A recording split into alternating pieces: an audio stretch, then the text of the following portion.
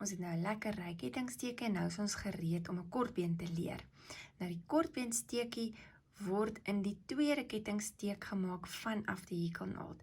Daar is die eerste kettingsteek, daar is die tweede kettingsteek, so ons gaan nou die hekelnaald in die tweede kettingsteekie insteek en dan die jaan gaan haal, so ons gaan trek hom deur daai kettingsteekie en nou het ons twee lisse op die hekelpen. Weer die hekelnaald onderdeur, ons gaan haal weer die jaan en dan trek ons hom deur al twee lisse en dit is 'n kortbeen. Kom ons doen hom gou weer.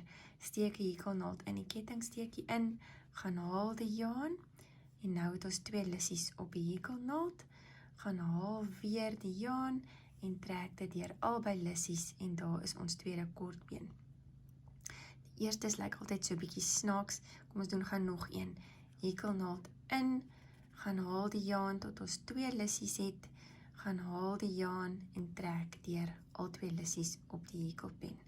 Maak nou sommer 'n hele ry van hierdie kort bene en as jy aan die einde van die ry kom, gaan ek jou leer hoe om te draai en hoe om 'n kort been in die rytjie kort bene te maak. Daar sy.